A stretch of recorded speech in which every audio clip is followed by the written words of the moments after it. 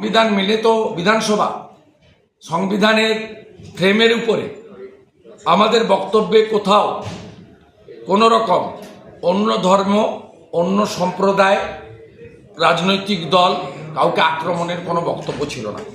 আমাদের যে প্রস্তাব ছিল সেটাতে পড়ে দিচ্ছি আপনাদের। এই প্রস্তাবটুকুও পাঠ করতে দেননি। এখানে হিন্দু বিরোধী সরকার চলছে এবং দুর্ভাগ্যজনক হলেও সত্যি যে হিন্দুদের একটা বড় অংশ বিজেপিকে ভোট দিলেও এখনও একটা ভালো সংখ্যক অংশ তারা তৃণমূল কংগ্রেসকে সমর্থন করে। আমি সেই তৃণমূল কংগ্রেসকে ভোট দেওয়া হিন্দুদের কাছে প্রশ্ন করতে চাই যে কাদের আপনারা পাঠিয়েছেন। অধ্যক্ষ বিমান বন্দ্যোপাধ্যায় তিনি আমাদের এইটা পড়তে দেননি। এই লেখাটা আমি আপনাদেরকে পড়ে দিচ্ছি, আমার সোশ্যাল মিডিয়াতেও আমি পোস্ট করব। ভারতীয় সংবিধানে ধর্মের স্বাধীনতার অধিকারের কথা সুনির্দিষ্টভাবে বর্ণিত